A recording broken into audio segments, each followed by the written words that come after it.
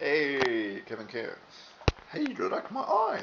We'll explain that later because it's irrelevant for this video, but I will answer fast. So today I'd like to talk about Satan, Shaitan, Shaitan, Satanamas, the good Lord Lucifer, and bring some of these things into concept, to light, you might say, for some of those people who don't get it. Yeah. All right. Number one. Yes, this force is a very real force. uh, Not what you've been taught, but we'll go through those definitions at first. Satan, what does it mean? It means one who opposes me. Well, yeah, sounds like devil to me. Nope, not at all. Devil means one who slanders. Okay? Check this out. Lucifer means bearer or bringer or beholder of light. That being said, there's a very real force of truth known as Lucifer, known as Satan. Satan is an office, it's a position. It's not a name. It's a title, like Yeshua, which means medicine man. Okay, so what I'd like you to know, however, is see the difference between war, W-A-R, ship, and just common sense. Satan doesn't want any worshippers. Satan would like everybody to be at their absolute best. But how do we learn, folks? Let's be honest. We learn through pain and suffering. We learn through misfortune. We learn through failure, ultimately. Or otherwise there be the knowledge, the Apple Corporation, right? We learn by exposing ourselves to information, and we learn through the compare and the contrast of the two. What we might call right and wrong, or sun and moon, or day and night. You would not be able to acknowledge and speak about one without having to have a contrast to compare it to. That being said, Satan represents, therefore, knowledge, represents self-awareness, and light in men, right? Okay? So Satan doesn't want any pussies. Simple as that. He wants gods. Gods among men. This doesn't mean that you have to be a ruling dictator or an asshole or hateful or anything negative in any way necessarily. That's up to you. But it means that, like a good father, you might say, someone who can spank your behind and have you learn and connect the dots on why repeating this is sucky, because you correlate between your mind the pain of the spanking of the event to know, well, repeating this event might get me spanked. Such is the ultimate apt metaphor for life. Repeating certain courses and actions gets you spanked. And you might want to learn from them, lest you otherwise live in a burdened, sheltered, chained up life of pain. Difference between he, you could say, Yahweh, Yeshua, Jesus Christ, what have you. He's a bloodthirsty deity, demanding sacrifices of children, and complete sacrifice of free will, right?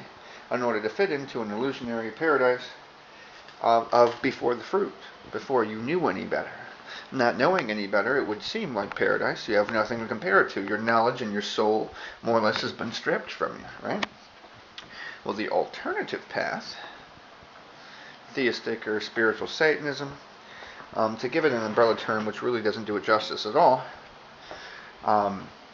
shows us that being empowered with self-knowledge and self-actualization, that you can choose how you wish to feel, define, learn, grow, and hopefully empower yourself.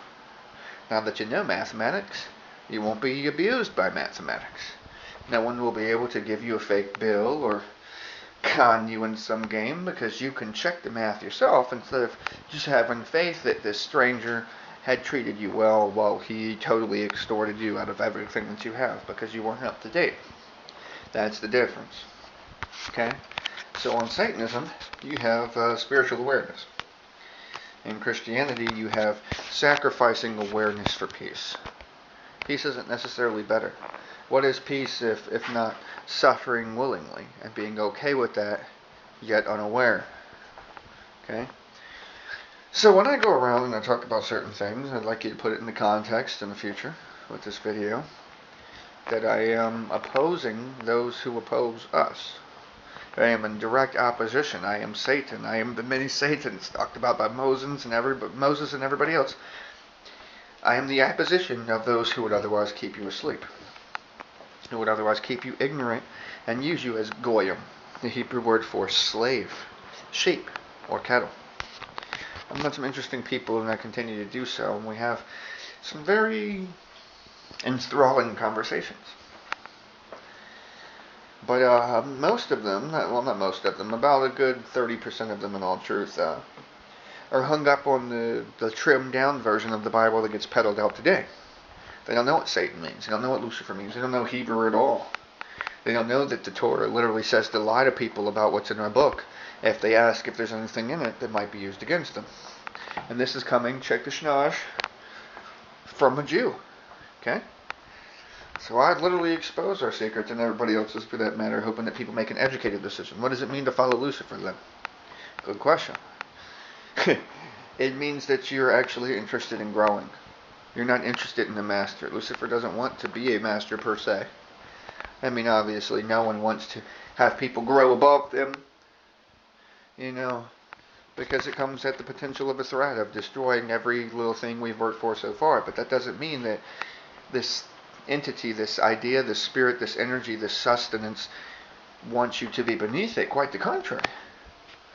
Because to fully understand it, you would be equal. Let's say, all the same power and knowledge, all the same ways of going about life. You wouldn't need to take away from it, and it wouldn't matter who's better or worse, because you would see in the reflection of such that it is all about wisdom and self-sustainment. So when we say we follow the devil, which is also slanderer in Hebrew, to define that, it is to say that we deliberately take the path less walked, the narrow road Jesus described on. In fact, let's touch on some of the Bible quotes that are commonly misunderstood. Jesus and Lucifer described in the same way. The bright morning star, Venus, love, dude. For I am the bright morning star of the tribe of David. Okay? So that's the root chakra, first and foremost. The root. I am the root and the offspring of David. The root chakra is responsible for survival.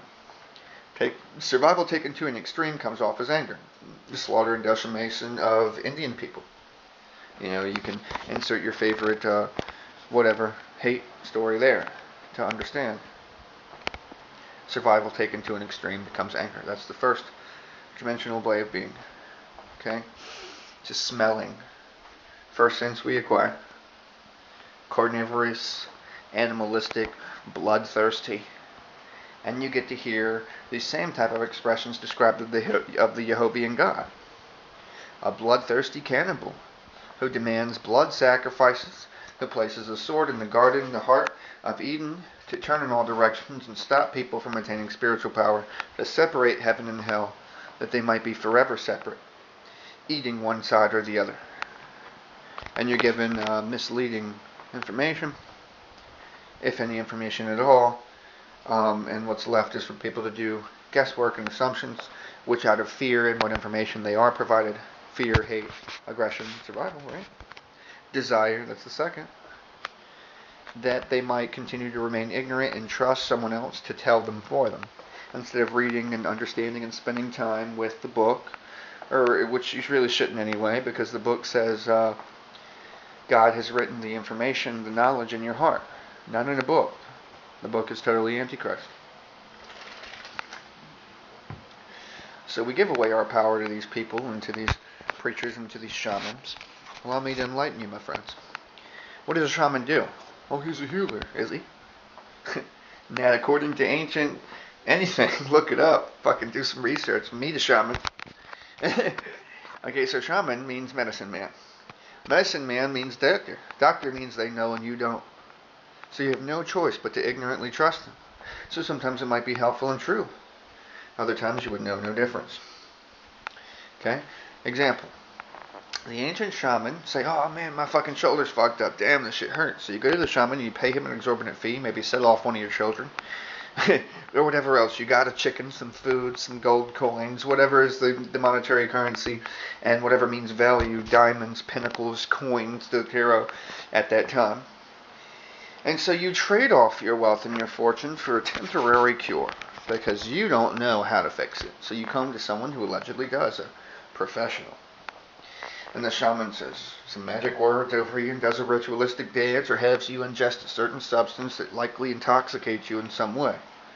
And while you're in this deluded state, you might have some visions, you might have some experiences. You might, while with a skilled hypnotist, be able to speak certain things into help bringing out what we'd like you to understand, what we'd like you to see. Someone who takes advantage of this is a con artist. Someone who doesn't is a medicine man. But bear with me. So the medicine man says, oh, your shoulder hurts.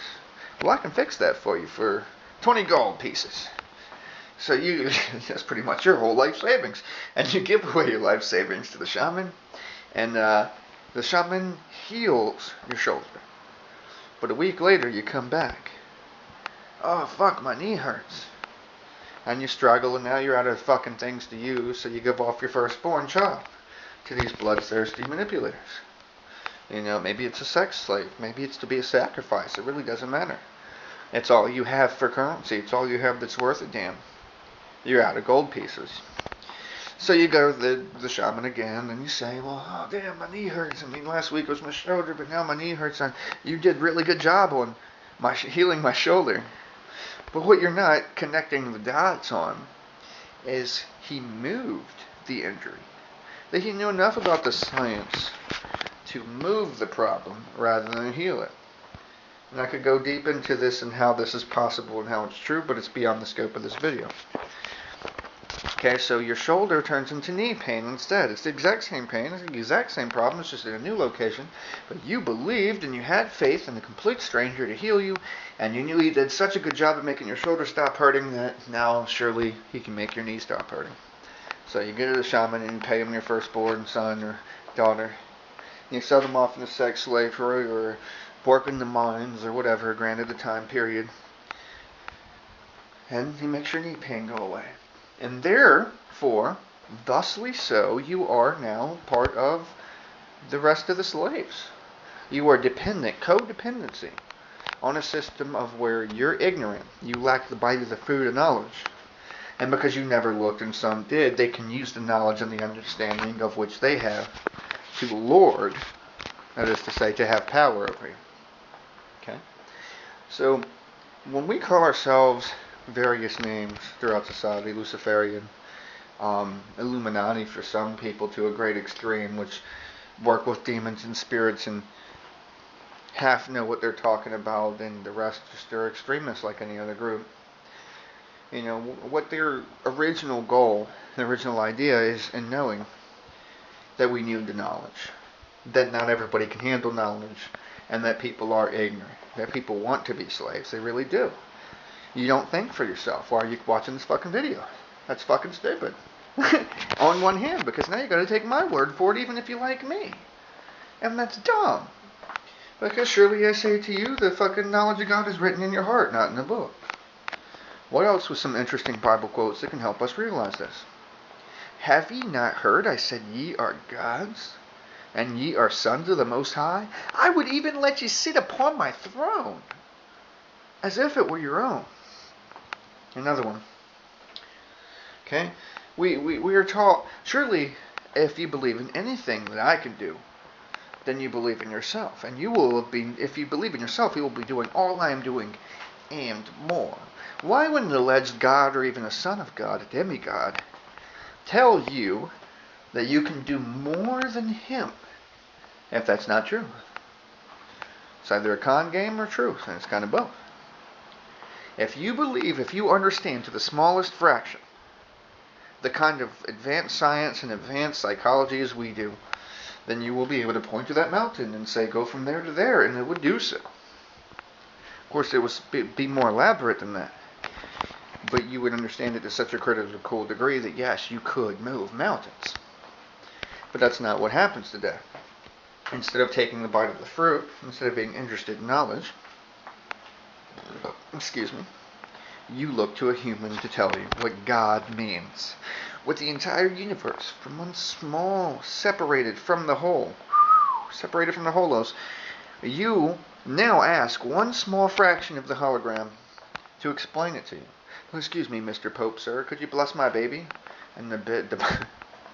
And the Pope smacks the baby in the face over and over and over to the point of tears. And the parents are ripping it away in complete horror and terror. You can look this up. If I was using a computer, I'd already have spliced it in the video. You know, and the parents are horrified, ripping the baby away. And the Pope hugs him. Oh, you know, pow! Fuck you up again, bitch. Do it again. Cry again, demon. You know, and these are the people that you're trusting because you don't know any better. Well, they live in places called basilisk, snake. You know, and you don't want to know. You don't want to know. That's the bottom line, is you don't want to know. You want to be ignorant. So you elect someone who you believe in. A pope, a president, a pastor, a preacher, a teacher, a guide. But there's even biblical expressions to wake you up from that brainwash mixed in with the rest of it. Call no man rabbi, which is Hebrew for teacher, for you have but one teacher, and he's in heaven. That's up here, man. However you want to translate it, don't even matter. You have one teacher. Did it say it was some fucking random human? No, it did not. Call no man preacher, teacher, guide, for you have one, and he's in heaven. So you can't look to a human being to help you define it. You're talked to about the blood of the gods and the secrets of the gods being placed in your literal genetic code. And what do? You look to other humans instead of studying your own genetics, instead of understanding how these things work. You know, we create racism and ridiculous retardation to separate people deliberately, to mask history, his story. We have a lot of interesting things going on. Now, what it means to be a Satanist to me, which is the grand scope of this flippant video, there's just so many details I'd like to give you to think about. If you're a serious yearner and interest for those who knock, may the door be open to them. For the door will always be open to those who knock. For those who ask, receive. Everyone who asks shall receive. You know, it's all in there. But how many of you have the bravery and the courage to ask? Let it run filter through the pulp of knowing that you're talking to a person mixed with truth and lies, mixed with good and evil. A fucking human being. The heart, the Merkabah, the Jewish Star of David, even this. What's it look like? 6-pointed star. And what's this heart-shaped like face doing? There's chains sealed around it, binding its heart, keeping it from connecting above and below as one. So, to be a Satanist to me means to appreciate knowledge, to rather be aware and still suffer. That's fine with me.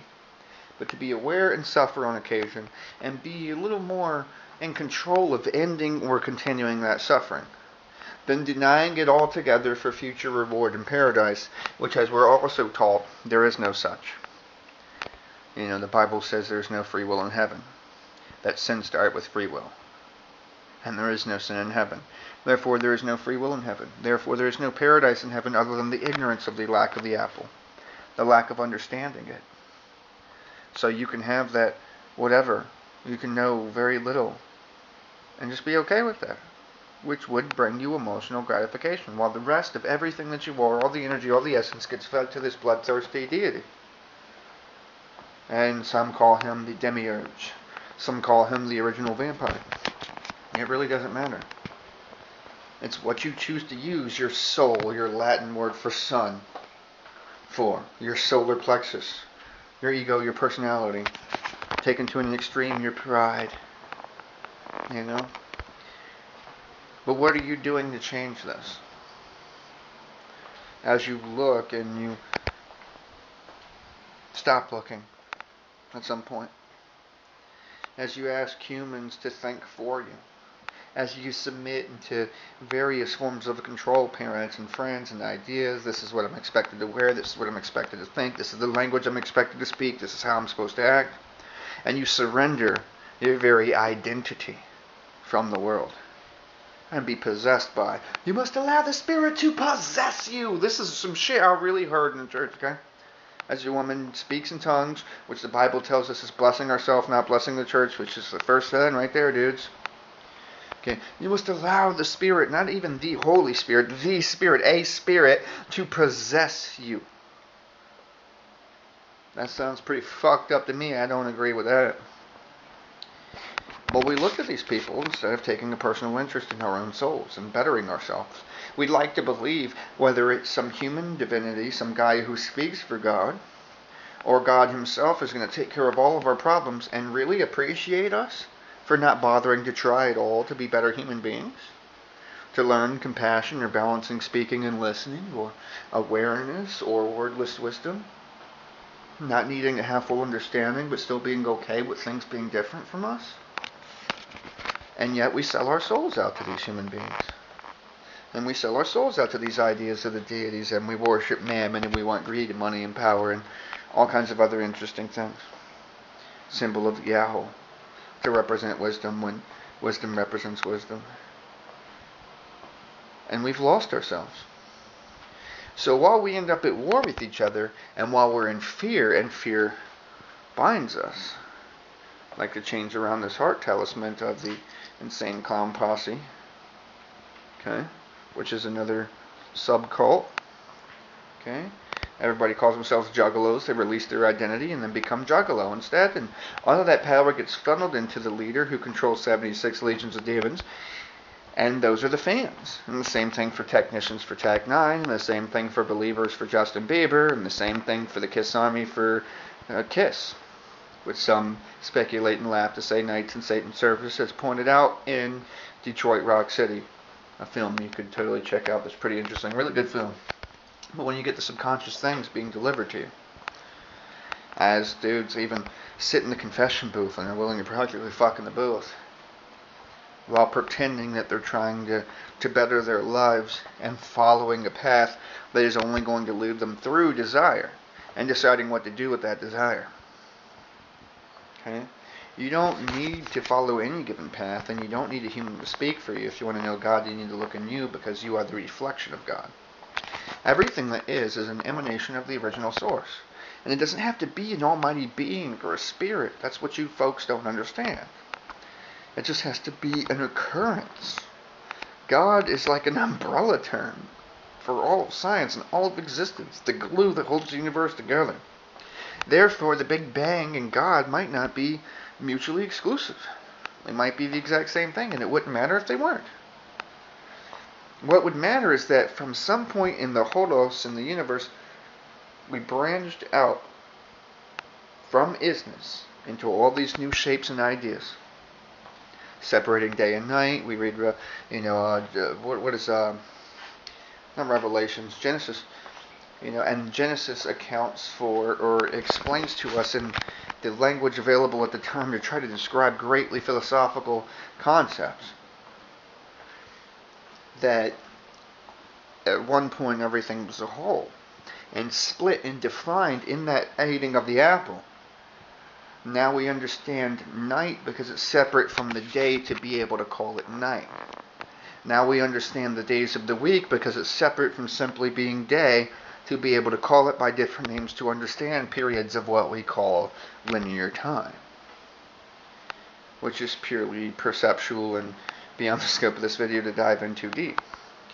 But the pen holders at the time tried to educate us in what they could of how to understand the dawning of the human mind, even, and how we started to classify and label things that makes us feel comfortable and above the rest of nature, that makes us feel intelligent, that makes us feel like we're the top of the food chain, we're one of the weakest. We just have the biggest brains, and not even the biggest brains, but we've concocted some of the most interesting weaponry that can force us to kill anything that disagrees with us, or that could slow us down or pose any threat before it even gains anywhere near the level of evolutionary power we have. So from the source, from the bang, from the God, we come into many different forms. And it even goes as far as to say nowadays where we're deliberately divided. We're deliberately divided in love and hate, which are the same thing, they're the exact same thing. It's called passion. It's just passion channeled in different directions. Passion applied differently. Passion to dislike. Passion to appreciate. Okay, we have stuff like Black Lives Matter. We have Black Entertainment Television. We have labels that fuck us up. Because some wordsmith, some genius, some word guy back in the day came up with a term, and we've expanded our minds since then to continue to have new terms and new ways of elaborating and defining things. But in saying Black Entertainment Television, then you get to say there's no white entertainment television. And it really doesn't matter. You get to say something called reverse racism. See, these are what labels do to you. This is what words do to you without the proper context and understanding. They make a slave out of the otherwise would-be master. So now, instead of it just being entertainment television, that's what would have been the intelligent choice. Oh, no, this is what black means. And that also allows the pen holders, the storytellers, the destroyers of the Confederate statues and erasers of history as they're rewriting history again right now. It allows them to tell you what being black means. It allows them to tell you what should be expected in your rap videos and to slowly control the brains of the less fortunate, the people who don't sit and spend more time alone with themselves and or God to think about it. So being a Satanist is all about knowledge. It's not about worshipping a devil, slanderer, or Satan, opposition, but it's a sort of pride in saying, I don't mind that you oppose me rather than me opposing you. I don't mind that you oppose me because I think things through, and I can clearly see from a distance you're angry right now. You're upset right now. You're acting irrational. A Christian, to use extremist examples and specific examples, but a Christian would be in their own ego and pride. They would just define it as angelic or justify it in some way. But at the same time, they're acting in complete prejudice and complete hate to justify their means, unwilling to budge in ego, unwilling to expand, and because of this, they get to say, well, we're right and you're wrong, and my God agrees. And half of them don't even read their Bible, let alone the expanded versions of the Torah and whatnot, Deuteronicals and other books that were deemed by controlling human beings inappropriate for you to read. So to be a Satanist is about having knowledge, about thinking things through, about slowing down, even with ADHD, as fast as I might talk, to think through the cause and effect nature of the world, to make an educated opinion and action. And all the metaphors and all the magic and all the symbols and ridiculousness in between, there's just other exciting ways to express the same thing to minds that don't want to have to hear it in language from some rabbi, some teacher, some preacher, some guide. Okay? It means sitting with knowledge, to take a bite of the apple and not die of cyanide poisoning. A lot of people ask me a lot of questions, and you don't get 30 minutes as it's almost reaching in this video to, as much as you'd like, answer each individual point. They're ADHD too. They're selfish too. They're subjective to their past experiences as well. Certain words are triggers for them to excite certain emotions of happiness, agreeance, or disgust and agitation. So not many people will make it far. For surely I say to you, the path to heaven is very narrow and few walk it. Of course they do.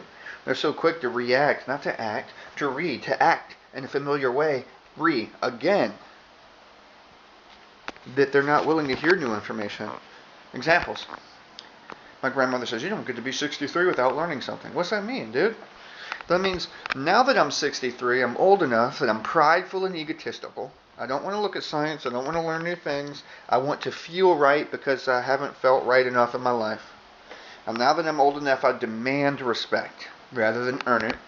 I get to be ignorant. Now, my grandma's my favorite person, so don't take it wrong. That said, I get to be ignorant on purpose. I don't have to grow. Because you don't get to be 63 without learning and knowing something. Something, sure. Everything? Absolutely not. And doctors do it, and school teachers do it, and everyone does it with their little paper degrees of labels. Oh, well, I went to school for 4 years. Surely I know what I'm talking about. Surely you knew what you were talking about 4 years ago, maybe. And then you learned all of this shit, and you stopped trying to understand. You became subjective rather than objective. You became obsessed on your own pride and your own accomplishments, which were very small in the grand scheme of the world. Other people go to school much longer than 4 years. Or insert whatever field of doctorate that you have here. It doesn't mean that you're the best. It doesn't mean that you're a master. It means that you literally mastered the bare minimum to get that piece of paper. That's all that means. Same thing for your shrink. Same thing for anybody else you could elect as being above you in human form. So cut that shit out. If you want to learn knowledge, search within. Take the time to get to know yourself. Practice yoga and breath work. Experiment with different states of consciousness without drugs, in my opinion. That you might get to know your own mind and your own emotions. rather than the definitions of those who are not doing very much better than you, the preachers with their alcoholic problems and everything else, to tell you. Wow, that was an interesting glitch. I think I'm going to have to stop the clip here because maybe I'm running low in space. It's starting to really glitch.